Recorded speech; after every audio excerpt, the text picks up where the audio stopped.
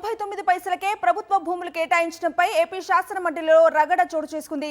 5 కంపెనీలకు 99 పైసలకే భూములు కేటాయించారని మండలి సాక్షిగా ప్రకటించారు మంత్రి లోకేష్. అయితే రియల్ ఎస్టేట్ కంపెనీలకు ప్రభుత్వ భూములు ఎలా కట్టబెడతారని వైఎస్ఆర్సీపీ ఎమ్మెల్సీలు తుమాటి మాధవరావు ప్రశ్నించారు. ఈ విషయంలో మాధవరావును మంత్రులు అడ్డుకునే ప్రయత్నం చేయటాన్ని ప్రతిపక్ష నేత బొత్స సత్యనారాయణ తప్పుబట్టారు. చాలా స్పష్టంగా ఇక్కడ మేము వివరాల్లో 99 పైసలకి 5 కంపెనీలకి మేము భూమి కేటాయిస్తాం జరిగింది అధ్యక్ష.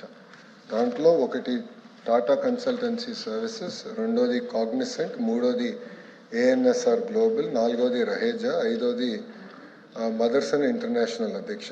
ఈ 5 కంపెనీలకి 99 పైసల్లో ఎన్ని ఎకరాలు ఇచ్చాం అంటే 99 పైసలు పర్ ఎకర్ కాదు అధ్యక్ష, మొత్తం భూమి 99 పైసలకి 5 కంపెనీలకు ఇచ్చామని చెప్తున్నారు. కానీ ఇక్కడ చూస్తే అధ్యక్ష, గత సంవత్సరంలోనే కంపెనీ రిజిస్ట్రేషన్ అయిన దానికి కూడా దాదాపు 1000 కోట్ల విలువైన భూములు కేటాయించడం జరిగింది అధ్యక్ష.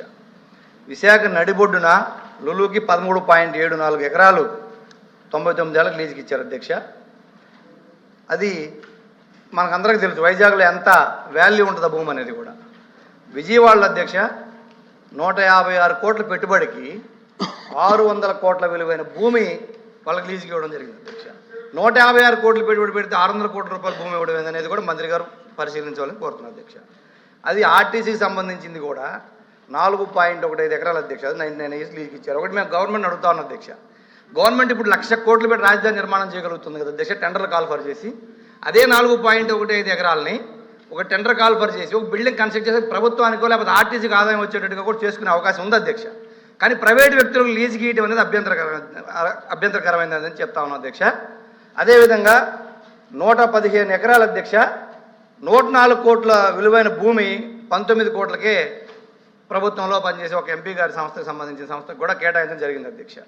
ఇదే విధంగా 2 రియల్ ఎస్టేట్ సంస్థలకు కూడా అధ్యక్ష 3,000 కోట్ల రూపాయల విలువైన భూమిని 99 ఆ భూమిని కూడా రియల్ ఎస్టేట్ సంస్థలకి కేటాయించడం జరిగింది అధ్యక్ష. రియల్ ఎస్టేట్ సంస్థలు కొనుక్కొని వ్యాపారాలు చేసుకుంటాయి అధ్యక్ష. కానీ వాళ్ళకి మన భూమి 99 ఏళ్ళు లీజుకి ఇస్తే వాళ్ళేం ప్రభుత్వానికి ఇవ్వరు అధ్యక్ష. అది మొత్తం వాళ్ళు 99 ఏళ్ళు అంటే దాదాపు 3 జనరేషన్స్ వాళ్ళ ఆదాయాన్ని తెచ్చుకుంటారు తప్ప ఈ 1000 కోట్ల విలువైన భూములన్నీ కూడా ఇలా దారాదత్తం చేసుకుంటూ పోతే మనకి రాష్ట్ర ప్రభుత్వానికి ఉండే భూముల పరిస్థితి ఏంటి, తర్వాత పరిస్థితులు ఏంటి అని అది అడుగుతున్నది అధ్యక్ష. ఫస్ట్ సెక్రటరీ ఇంకా మాట్లాడుతున్నాడు, సెకండ్ సెక్రటరీ ఇంకా ఉన్నారు. వారు ఇద్దరు అయిన తర్వాత దాన్ని అప్పుడు చెప్పారండి. ఇంకా సబ్జెక్ట్లోకి పోతే మంత్రి గారు చెప్పారు ఏమని, రియల్ ఎస్టేట్ కంపెనీ కూడా 99 పైసలకి ఇచ్చుకోవచ్చు ఇస్తున్నామని చెప్పారు. మా సభ్యుడు వచ్చి అది రియల్ ఎస్టేట్ కంపెనీ ఏ రకంగా ఇస్తారని చెప్పి అడుగుతున్నాడు. దానికి వచ్చి మరి మీరు సెకండ్ క్వశ్చన్కి వెళ్ళిపోతే అది ధర్మం కాదు కదా అధ్యక్ష. మాకు